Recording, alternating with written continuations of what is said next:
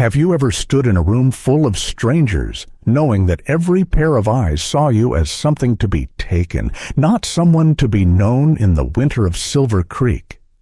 Nora faced that truth, alone, cold, and far from home. She was forced onto a wooden platform, her future sold to the highest bidder.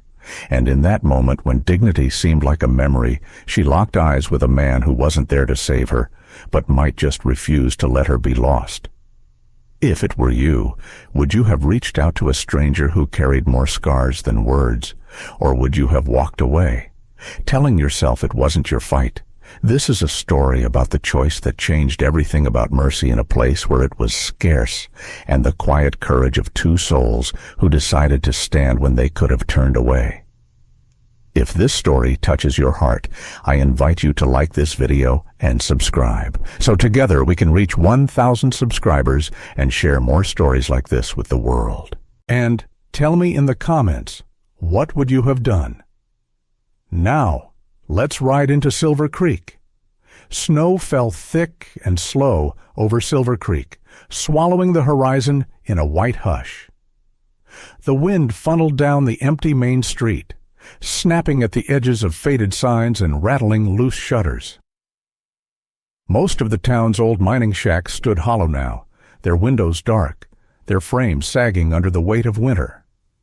Somewhere in the distance, a loose tin roof banged against its nails like a stubborn heartbeat refusing to stop. Inside the Rusty Spur Saloon, the cold didn't stay outside.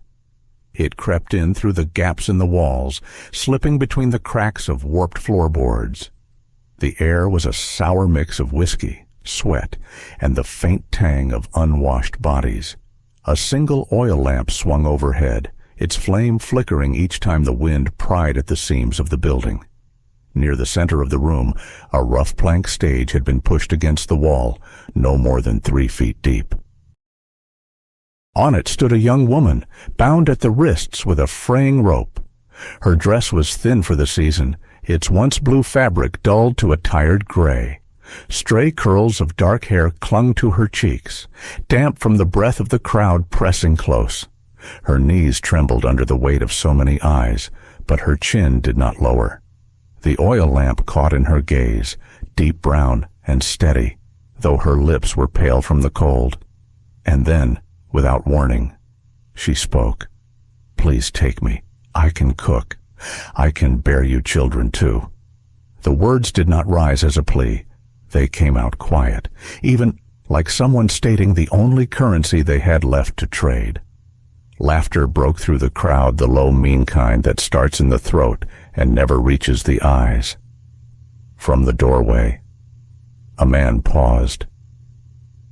Elias Grant had ridden 12 miles through snow that morning, a satchel of coins tied at his hip for nothing more than liniment and oats for his mare.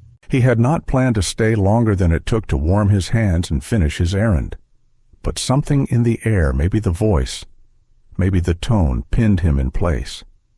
He leaned against the doorframe, letting his eyes adjust to the dim light.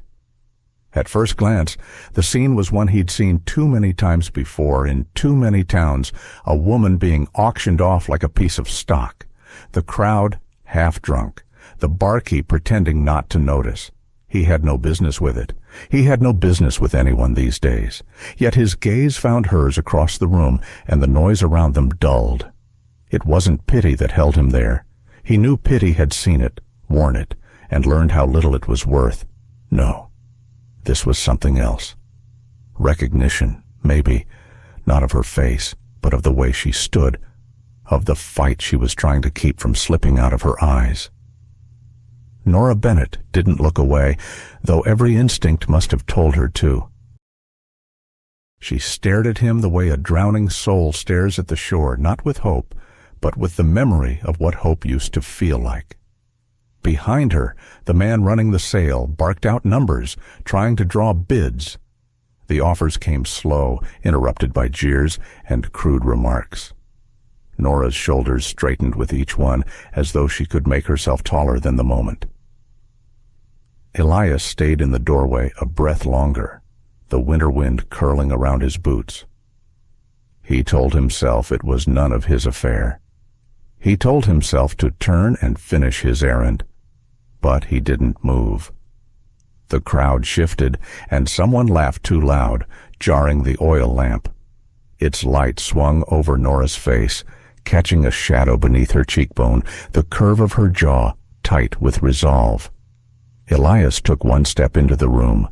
Somewhere deep in his chest, a door he thought long shut gave way just enough for the cold to slip out and, for something else, quieter but heavier, to slip in.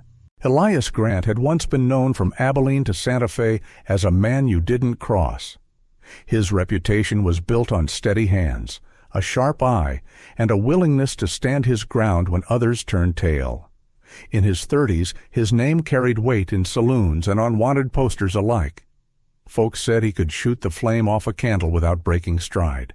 But the last time he fired a gun in anger was 9 years ago, on a day that had nothing to do with gunfights. That day, the fever took his boy. Matthew was 8 years old, quick with a laugh, stubborn in a way that mirrored his father.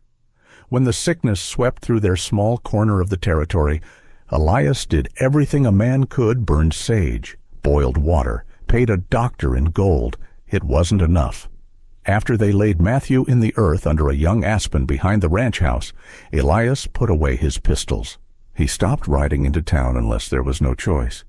He let his name fade. The wide world no longer asked anything of him, and he gave it nothing in return. Nora Bennett's story was a different kind of hard. She'd been an orphan near as long as she could remember, shuffled between cousins who didn't want her and boarding houses that treated her like an extra pair of hands. By 16, she was working in a roadside inn, scrubbing floors and carrying plates to travelers who never saw her face.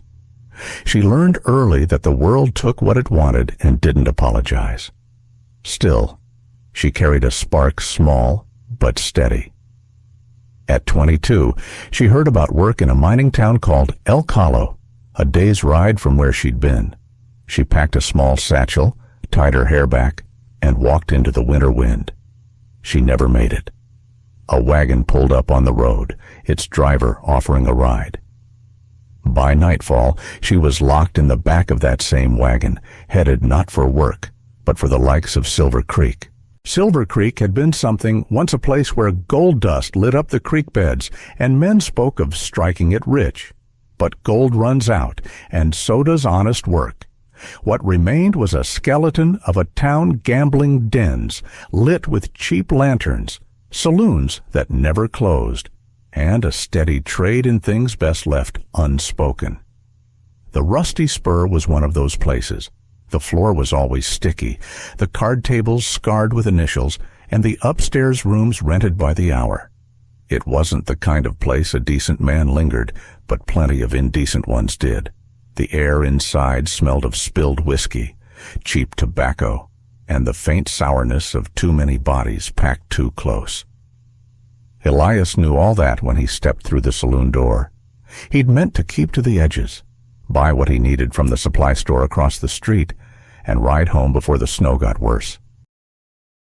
But then he saw her standing on that crude stage, rope around her wrists, her voice carrying that strange mix of steadiness and surrender. The bidding started low, more out of boredom than interest. A man near the front called out $2. Another shouted $4. The auctioneer rolled his eyes and made a crude joke about getting more use out of a mule. Laughter rippled through the room. Nora's jaw tightened, and for the briefest moment, Elias saw something flicker in her eyes, not fear, but the stubborn will to outlast this room full of strangers. Elias moved closer, his boots silent on the warped floor. The numbers climbed in lazy increments, 5, 6, 7, 10. Someone finally called from the back. The auctioneer's head bobbed, scanning the crowd. $10. Do I hear 12.20? The word was quiet, but cut through the room like a clean blade. The laughter died. Heads turned. The auctioneer squinted at him. Did you say 20? Elias didn't repeat himself. He stepped forward, pulling 2 crumpled $10 notes from his coat pocket. and laid them on the table. His gloved hand lingered there for a moment, the leather creaking softly, before he stepped back. "That's more than she's worth," the auctioneer muttered, half under his breath. Elias's eyes didn't flicker. "Untie her." There was a moment's hesitation, a glance between the auctioneer and one of the rougher men near the stage. But the rope was cut, and Nora's hands fell free. She rubbed her wrists without looking at anyone, the skin marked red from the coarse fiber. Elias turned and walked toward the door without offering his arm. The crowd parted just enough for him to pass. Nora followed, her bare feet quick on the cold floor. The night wind outside bit at her skin, and she hugged her arms to her chest. She hesitated a moment when she saw the tall man at the hitching post, adjusting the bridle on a bay mare. Elias swung into the saddle and looked down at her for the first time since they'd left the stage. "I ain't your enemy, girl," he said, his voice low and even. Something in his tone steady, without demand, made her pause. She glanced up, and for a fleeting second, the noise and the cold seemed far away. Elias reached down, and after a beat of hesitation, she placed her hand in his. He pulled her up behind him, the leather creaking under their combined weight. As the mare started forward, Silver Creek's lights faded into the storm behind them. Ahead lay miles of snow, and somewhere in that distance, a place she had never seen. She didn't know if she was riding toward safety or just another kind of danger. And Elias, he wasn't sure either. The wind cut sharper once they left the last crooked row of buildings behind. Snow swirled across the open road in thin, restless spirals, blurring the tracks already half covered from earlier riders. Elias kept the mare at a steady lope, mindful of the drifts that hid patches of ice. The town fell silent behind them, replaced by the muffled rhythm of hooves breaking through crusted snow. 15 miles lay between Silver Creek and the ranch, a stretch of land Elias knew better than his own reflection. In summer, the road rolled easy through green hills and open meadows. In winter, it became something else entirely hard, narrow, and edged with shadows. The girl behind him hadn't spoken since they'd left the saloon. He could feel her grip on his coat, not desperate, just steady enough to keep her balance. Her boots, if she had any, hadn't made the ride from the saloon to the mare. So the cold was working its way in fast. Without a word, Elias reached for the thick wool coat tied behind his saddle. He handed it back over his shoulder. "Put it on," he said. There was a pause, then the rustle of fabric. She pulled it around her shoulders, the weight of it almost swallowing her. It smelled faintly of wood smoke and horse, the way all things did on the ranch. The pine trees closed in as they took the trail north, their branches heavy with snow. The scent of resin thickened in the air, sharp and clean, cutting through the cold. Now and then, a flurry shook loose from a branch overhead, spilling down in a sudden white curtain. The mare's tack creaked with each step, the sound a slow counterpoint to the rhythm of her breathing. Elias kept his eyes on the trail, but part of his mind drifted. He was used to riding alone. The extra weight on the saddle felt strange, not unwelcome, but unfamiliar. The girl's presence was quiet, almost too quiet. Behind him, Nora watched the world pass in muted colors, the deep green of the pines, the pale gray sky, the soft blue shadows where the snow drifted high. She didn't ask where they were going. She figured she'd find out soon enough. Every now and then, her gaze flicked to the back of the man in front of her broad shoulders under a worn shirt, hair dusted with snow. She'd learned to read people in silence. This one didn't move like a man looking for trouble, but he didn't move like one running from it either. They crossed a narrow ridge where the wind tore at them without mercy. Elias angled his body slightly to shield her from the worst of it. She noticed, but said nothing. An hour into the ride, they reached a clearing where the snow lay deep and untouched. The mare slowed, her breath puffing white in the air. Somewhere in the trees, a jay called out, the sound sharp as flint. Elias glanced back. Her cheeks were flushed from the cold, but her eyes stayed alert, taking everything in. He nodded toward the horizon. "Ranch is about another hour," he said. She only nodded. The trail dipped into a valley where the snow was packed tighter, the path lined with frozen streams. The smell of pine gave way to sagebrush, its dry scent rising faintly from beneath the snow. A lone coyote watched from the ridge above, its fur blending almost perfectly with the winter landscape. As the light began to fade, the air took on that stillness that comes before night. The clouds above thickened, turning the sky the color of old pewter. The mare's hooves made a dull, steady thud on the hard ground. Then, through the low curtain of fog ahead, a faint glow appeared. At first it was only a smudge against the gray, but as they drew closer, it sharpened into the warm flicker of lamplight spilling from a window. Grant Ranch. Nora shifted slightly in the saddle, her eyes fixed on that single point of light. She didn't know yet if it meant welcome or warning. The mare's hooves crunched over the packed snow of the ranch yard before Elias pulled her to a stop. The barn stood to the left, its roof heavy with snow, and the small house squatted against the wind like it had been there 100 years. Light glowed faint from one window, a warmer shade than the pale sky behind it. Elias swung down first, his boots thudding into the hard earth. He reached up to steady Nora as she slid from the saddle. Her legs wobbled after hours in the cold, but she found her footing without help. Inside, the air smelled of wood smoke and the faint tang of boiled coffee. The single main room was plain, rough plank floors, a table with 2 mismatched chairs, a narrow bed pushed against one wall, and a small black stove in the corner. Against the far wall, a door stood half open to a smaller room, her space now. Elias gestured toward it. "You can take that room. Bed's got a blanket on it. Ain't much, but it's warm enough if you keep the stove fed." On the table in the main room sat a loaf of cornbread wrapped in a cloth and a small plate of salted pork.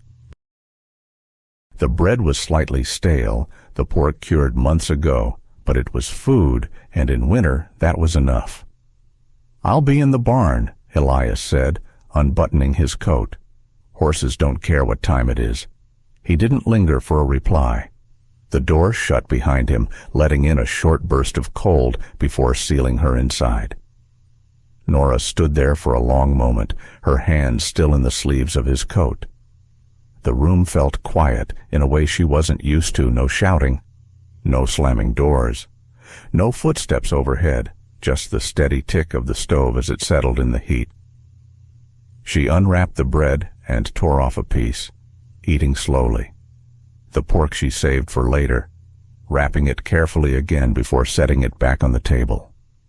Then she stepped into the small room Elias had given her. The bed was narrow, the quilt faded but thick.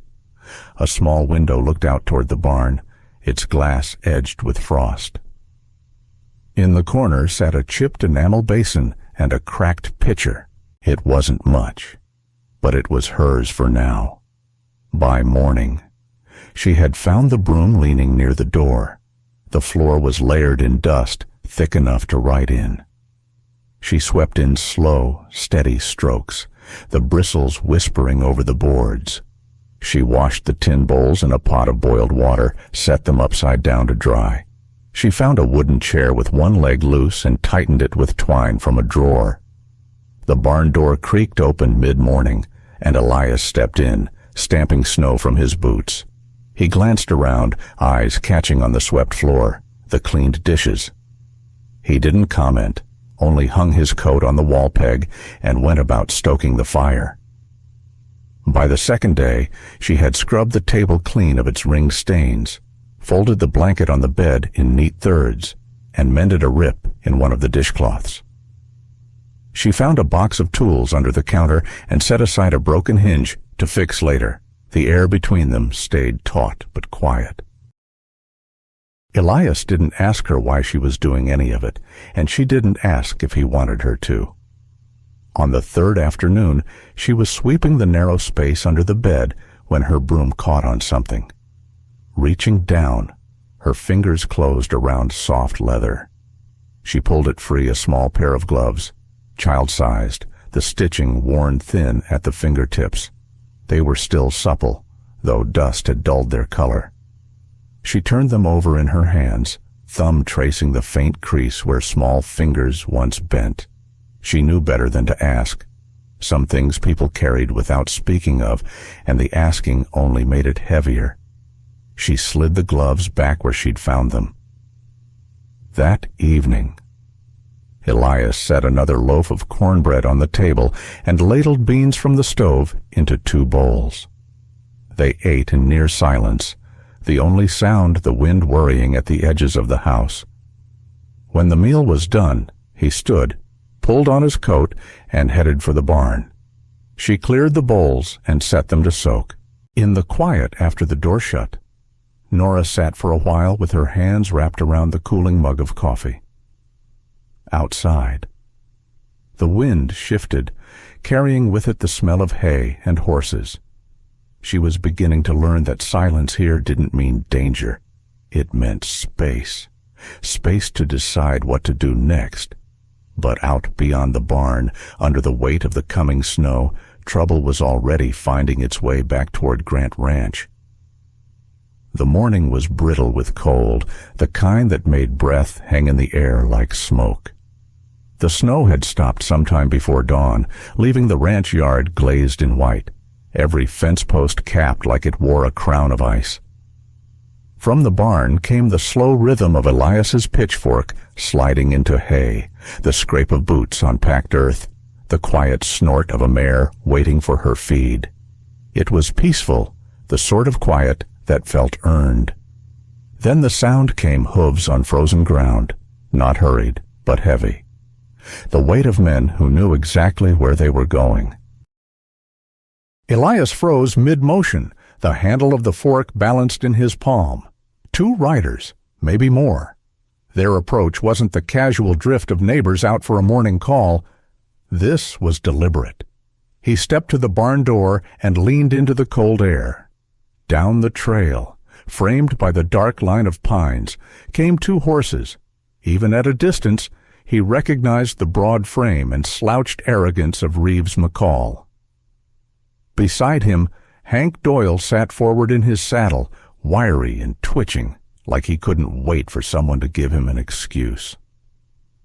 Elias wiped his hands on a rag, not rushing, but not turning away either.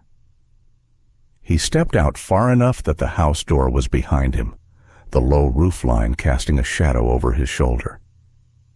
The riders slowed as they reached the yard. Reeves swung down first, the hem of his long duster brushing the snow.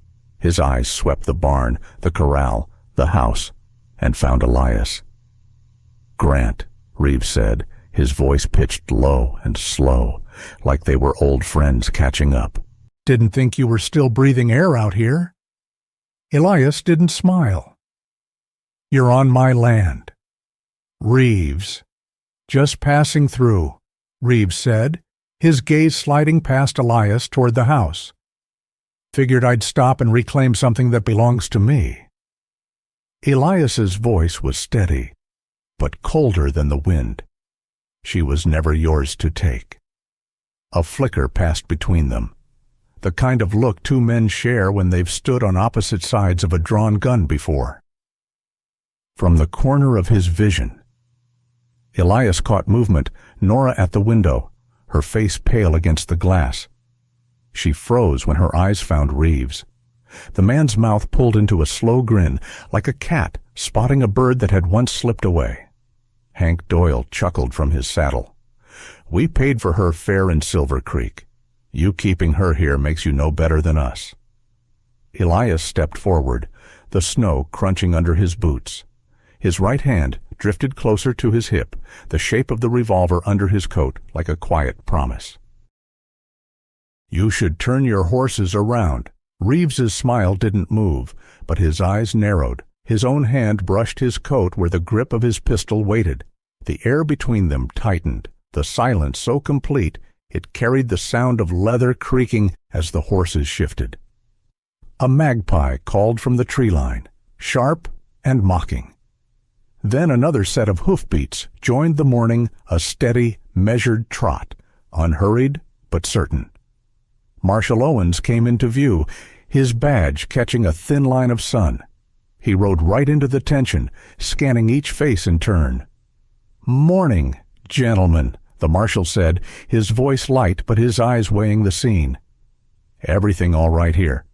Reeves's grin tilted toward charm, but it sat wrong. Just visiting an old friend. No trouble. Owens let the silence sit a moment too long. "Glad to hear it. Snow's deep today. Wouldn't want to haul anyone into town for questioning." "Jail's cold this time of year," Hank muttered under his breath, but Reeves's glance shut him up. Reeves swung back into his saddle with the smoothness of a man who knew he'd be back. "We'll catch up another time." "Grant," Reeves said.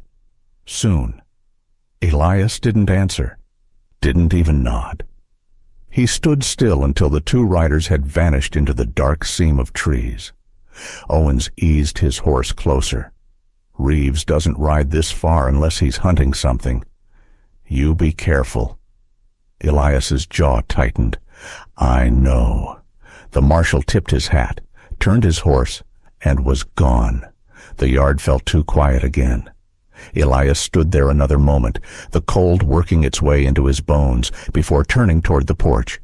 Nora had stepped outside, arms folded tight, eyes still fixed on the trail where Reeves had disappeared. "You know them," she said. "I know their kind," Elias replied. "That man." Her voice wavered, but only once. He looked at me like it wasn't over. Elias met her gaze, steady. "It's not, but it will be." Later, inside. She sat at the small table, the untouched loaf of bread between them. She watched Elias peel off his gloves, his face giving nothing away, and realized something she hadn't before. This ranch might be quiet now, but it had seen its share of storms, and one was already on its way back. That night, as the wind rattled the shutters, Nora lay awake in the small room. She thought of Reeves's eyes, the slow grin, the way Hank's fingers twitched near his gun. She thought, too, of Elias's voice steady, certain, and wondered if that certainty came from winning fights or surviving them. In the dark, she decided one thing: whatever past Elias carried, it was still riding toward them, and when it arrived, she would no longer be just a bystander. The fire in the stove had burned low, casting long shadows against the plank walls. Outside, the wind moved over the snow in soft hisses, rattling the eaves like distant whispers. Nora sat at the table, her hands curled around a cup of coffee gone cold, watching Elias as he checked the latch on the barn door one last time. When he came back in, stamping the snow from his boots, she didn't look away. "Am I here because you need help?" she asked, her voice steady.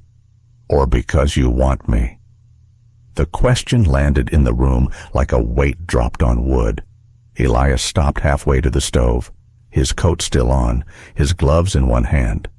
For a long moment, the only sound was the faint pop of a coal shifting in the firebox. He didn't answer. Nora's eyes stayed on him, unblinking, though her fingers tightened on the mug. She wasn't asking for pretty words or reassurances. She wanted the truth, the kind that left no room for doubt. Elias finally set his gloves on the table, turned, and walked to the small closet beside the door. He pulled out an old wool coat, its cuffs frayed, its color faded from years of winter sun. He stood there a moment, holding it in both hands, as if weighing something heavier than the fabric. Without a word, he carried it to his chair by the stove. From the coat pocket, he drew a small bundle of knitting needles and yarn, the color a muted gray-blue. Not store-bought yarn, but strands pulled from the coat itself, unraveled with care. He began to work, the click of the needles soft in the quiet. Nora didn't speak. She watched from the table, her coffee cooling further as the minutes stretched. His hands were steady, though the movements lacked the easy rhythm of someone practiced. Each stitch was deliberate, pulled tight, then smoothed before the next. It took her a moment to realize what he was making: a scarf, the kind meant for hard winters, thick enough to hold warmth even in the wind. She recognized the coat. She'd seen it once before, folded on the top shelf of the closet, too small for Elias and too worn to be worth selling. Now she understood why. That coat had belonged to someone else, someone who wasn't here anymore. Elias worked until the fire sank low and the room smelled faintly of scorched pine sap. Then he set the finished scarf in his lap, smoothing the edges with a rough palm. Without looking at her, he rose, crossed the room, and laid it just outside her door. He didn't knock. Nora sat still for a long moment, listening to his footsteps move away toward the barn. When she opened the door, the scarf lay neatly folded, its wool still holding the faint warmth of his hands. She touched it, feeling the uneven texture of the stitches, the way the yarn had been pulled from something old to make something new. Her throat tightened. It wasn't an answer, not the kind she'd asked for, but it was something. She held the scarf to her chest, standing in the open doorway, watching the shadow of Elias cross the yard to the barn. Snow crunched under his boots. Then the door shut behind him, sealing him away. In her room, she sat on the bed with the scarf in her lap, running her fingers over the stitches. She wanted to believe it meant what she hoped it did, but another part of her whispered that it could mean nothing more than obligation. She had lived too long in a world where kindness came with a hook buried deep. Out in the barn, Elias leaned against the stall rail, his breath visible in the dim light. The horses shifted, their soft huffs the only sound. He rubbed a hand over his face, feeling the sting of the cold on his skin. He hadn't lied to her. He just hadn't spoken. Truth was, he didn't know how to tell her what she wanted to hear without making it sound like a promise. And promises had a way of turning to ash in his mouth. The last time he'd let someone close, the ground had been pulled out from under him. He'd watched the fever take his boy in less than a week, and there hadn't been a damn thing his hands could do to stop it. After that, he'd built walls so high even he couldn't see over them. Letting her in, really letting her in, would mean risking the same fall. And he wasn't sure he could survive another one. But still, he'd sat there tonight, pulling apart a coat that had been his boy's favorite, weaving it into something she could wear. Not because she needed it, but because some quiet part of him wanted her to have it. Maybe that was the closest he could get to saying what she'd asked. In the darkness, with the scarf folded on her lap and the barn light casting a dim glow through her window. Nora wondered if unspoken things could be enough, at least for now. The first hint of trouble was the smell, sharp and wrong, carried on the wind.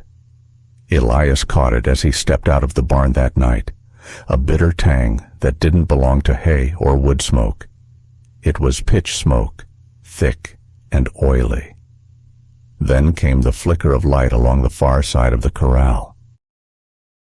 He was moving before thought caught up, boots pounding over the frozen ground. Flames licked up the side of the storage shed, where feed and tack were kept. The fire crackled hungry, spitting sparks into the night. From somewhere beyond the glow, a voice called out, mocking, "Come on out, Grant. Let's see what you're worth without that quiet little hideaway, Reeves."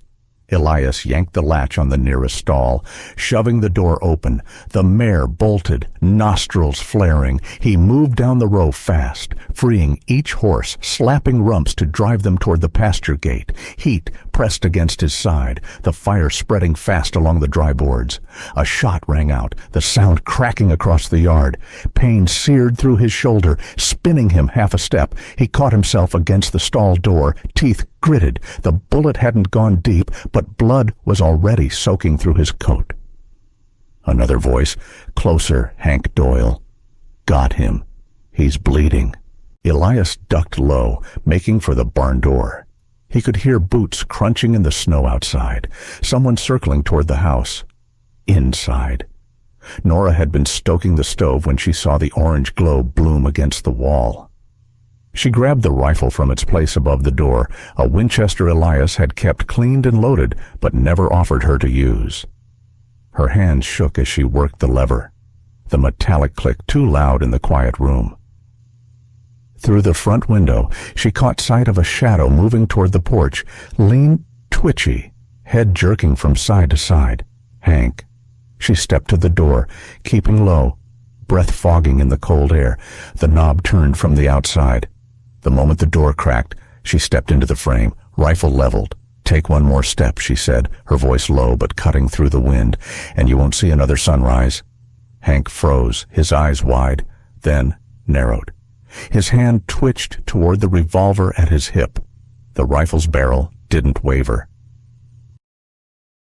In the yard, Elias staggered toward the porch, blood dripping into the snow. Behind him, Reeves emerged from the shadows, pistol drawn, eyes locked on the house.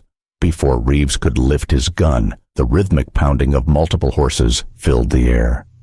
Lantern light bobbed through the trees, the shine of badges catching the firelight. Marshal Owens rode in at the head of 5 men, rifles ready. Drop it. Reeves Owens's voice boomed over the crackle of the burning shed. For a moment, Reeves held Elias's gaze, a slow grin curling his mouth. Then he let the pistol slip from his hand into the snow. Hank's hand went slack, the fight draining from his posture. Nora lowered the rifle, but her eyes never left him until one of Owens's men had him by the collar. In minutes, Reeves and Hank were in irons, their horses led away by deputies. 2 of the men turned their efforts to dousing the flames, stamping snow over the embers until the fire hissed and died. Elias leaned against the porch rail, breathing hard, his good hand pressed to the wound in his shoulder. Nora set the rifle aside and stepped toward him. "You're bleeding," she said, the steadiness in her voice undercut by the way her fingers trembled as they reached for him. "I've had worse," Elias muttered, but he didn't pull away when she pressed her hand over his to check the wound. Owens approached, glancing between them. "They'll ride out tonight, face a judge by week's end. You won't be seeing them again." Elias gave a single nod, his eyes still on Nora. The marshal tipped his hat and turned to oversee the prisoners, his voice carrying in clipped orders as the men mounted up. Nora stood close enough to feel the heat from Elias's body, close enough to see the lines around his eyes deepen as the adrenaline faded. "You could have been killed," she said. "So could you," he replied, a faint note of something pride, maybe threading through the words. She didn't answer, just met his gaze until the sound of the departing horses faded into the trees. When the yard was quiet again and the smell of smoke still hung up in the cold air, they both knew this night had shifted something between them, though neither was ready to name it yet. Snow still lay thick across the pasture, crusted with ice in the early mornings. The barn smelled faintly of wet hay and singed wood, reminders of the night Reeves had tried to burn it down. Elias's shoulder healed slower than he liked. Each morning, the ache pulled him from sleep before dawn, the stiffness a constant reminder that he wasn't as young as he once was. Nora was always waiting, the small kettle already boiling on the stove. She'd set a chair by the table, a basin of hot water beside it. "Sit," she would say, her tone leaving no room for argument. Elias did, though a part of him bristled at being fussed over. She cleaned the wound with steady hands, pressing fresh cloth and herbs against the skin. Her touch was careful, but never timid, like someone who had learned that gentleness didn't have to mean weakness. Some mornings they said little, others. She'd talk while she worked, her voice soft but unguarded. One morning, as she tied off the fresh bandage, she glanced at him. "You never told me about him. Your boy." Elias was quiet for a long time. The only sound was the wind brushing against the shutters. "His name was Matthew," he said finally. 8 years old. He liked to follow me out to the barn, watch me work with the horses, always asked questions, more than I could answer. His mouth curved in a shadow of a smile. He could ride before he could read. Nora's hands paused, resting lightly against his shoulder. Fever came through the valley. Elias went on. Hit fast, took him in less than a week. I buried him under the big oak on the east ridge. Couldn't stand to look at the place after that. Sold the land, packed what I had left, and headed west. Figured I'd just keep riding until there was nothing worth remembering.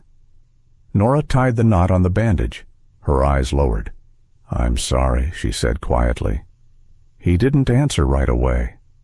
"Wasn't your doing," he said at last, but his voice had softened in a way she hadn't heard before. That evening, while they stirred a pot of venison stew together, Elias asked about her past. She hesitated, stirring slower.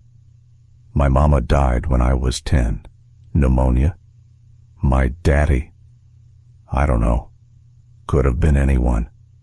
Grew up working where I could, washing sheets at the boarding house, cleaning at the saloon. Figured if I saved enough, I could maybe buy a little place somewhere quiet, with a garden, and someone to share it with." Elias watched her as she spoke, the way her eyes stayed fixed on the stew, as if afraid to look up and see disbelief. "What stopped you?" he asked. Her smile was faint, humorless. Life's got a way of changing a person's course without asking. They ate at the table, the fire warming the small room. Between bites, the conversation wandered to the stubbornness of the gray mare, the storm clouds piling over the mountains, the way the creek froze solid by December. It was the first time since she'd come to Grant Ranch that the silence between them felt easy, not heavy. Later that night, while Elias sat mending a broken bridle strap, Nora brought 2 mugs of coffee to the table. She didn't say anything, just set one beside his hand. He took it, met her eyes, and for a moment the quiet held more than words could. Outside, the snow began to fall again, soft and steady, covering the scars of the burned barn. But some marks, they both knew, would take longer to fade. The wind rattled the shutters that night, carrying with it the distant howl of coyotes. The fire in the stove had burned down to glowing embers, casting a dim light across the cabin walls. Nora sat at the table, her hands wrapped around a mug gone cold, staring at the steam that had long since faded. Elias was across the room, working the oil into the stock of his Winchester. His movements were slow, deliberate the way he did most things. She watched him for a moment before speaking. "If you want me to go," she said quietly, "I'll go. You've given me more than most ever would: a roof, a warm bed, food that isn't stolen off someone else's plate. I can't repay that." He didn't look up, but his hand stilled on the rifle. "But," she went on, her voice steady, "if you want me to stay, tell me. Not because I can cook, or sew, or keep the house. Tell me because you want me here. Because you feel something when you see me." The only sound for a moment was the soft creak of the wood as the fire shifted. Elias set the rifle aside and stood. He crossed to the dresser in the corner, the one she had never seen him open. The drawer stuck a little before giving way, its hinges groaning like they hadn't moved in years. From inside, he took out a small box plane, worn, the edges smoothed by time. He opened it, his rough fingers careful, and took out a silver ring. The metal was dull, the shape slightly warped, but it had the weight of something that had lived a whole life before this moment. Inside the band, a single letter was faintly visible, M. Elias sat back at the table, turning the ring in his fingers. Then he reached for the small pocket knife at his belt. Slowly, he began to carve, steady, patient, each stroke of the blade catching the firelight. When he was done, he set the knife aside and held the ring so she could see. Beside the faded M, a new letter had been cut, N. He didn't say her name. He didn't speak at all. He simply placed the ring on the table between them, meeting her eyes. It wasn't a proposal. It wasn't even a promise, but there was something in his gaze, something solid, unflinching, that told her what words never could. Nora looked at the ring, then back at him. Her throat felt tight, and for a long moment she said nothing. She reached out, lifted the ring, and turned it in her hand. The letters caught the light, old and new side by side. Finally, she slipped it onto her finger. Elias leaned back slightly, his eyes never leaving hers. No smile, no grand gesture, just the quiet weight of understanding passing between them. Outside, the wind had eased, leaving only the sound of the fire's gentle crackle. For the first time since she'd stepped into this cabin, Nora felt like the walls weren't just shelter. They were a place she might belong. By morning, the snow would cover every track in the yard, as if the night had never happened. But the mark of that ring, and what it meant, would stay. Spring returned to Silver Creek later than most places. The snow melted slow, leaving the streets muddy and the air thick with the scent of thawed earth and pine. The town, which had known more winters of whiskey and trouble than seasons of peace, felt different this year.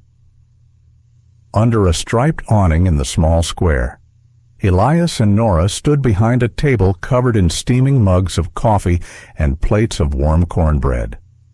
The coffee was strong, the bread golden and soft, drawing neighbors in from every corner of town. Folks greeted them with nods, handshakes, and the kind of cautious smiles that came from people unaccustomed to good things lasting. Marshal Owens passed by, tipping his hat. "Glad to see you both in one piece," he said. His words carried a weight, reminders of gun smoke and burning wood, of a night when the valley nearly lost 2 more souls. Nora smiled back. It's good to be in one piece. A small boy, no more than 7, wandered up to the table, clutching a nickel in his fist. His freckles stood out against wind-chapped cheeks. "Ma says I can buy one," he said, pointing at the cornbread. She slid a piece onto a napkin, then crouched to meet his eyes. "Why'd you marry him?" the boy asked suddenly, glancing toward Elias, who was pouring coffee for an old ranch hand. Nora blinked, caught off guard, but her smile didn't falter. She leaned in just slightly, lowering her voice as though telling a secret. "Because he was the first man," she said, "who didn't look at me like I was for sale." The boy's brow furrowed, not fully understanding, but he nodded as if he'd been given something important. He took his cornbread and scampered off. Elias, catching only the tail end of the exchange, gave her a questioning look. She just shook her head with a faint grin, and he let it be. By afternoon, the table was nearly empty. The townsfolk had wandered off. the market's clamor fading into the quiet rhythm of the spring wind. Nora began packing the baskets, brushing crumbs from the cloth. "Made a fair day's trade," Elias said, helping her stack the mugs. "It's not about the trade," she replied softly. "It's about showing up, letting folks see we're not ghosts." He studied her for a moment, then nodded. They loaded the baskets onto the buckboard and mounted their horses for the ride home. The trail out of Silver Creek cut through meadows where the snow had pulled back, revealing tender shoots of grass. The creek itself, still edged with ice, murmured alongside them. The sun dipped low, spilling gold across the hills. Shadows stretched long, and the sound of the saddles creaking matched the steady rhythm of the horses' hooves.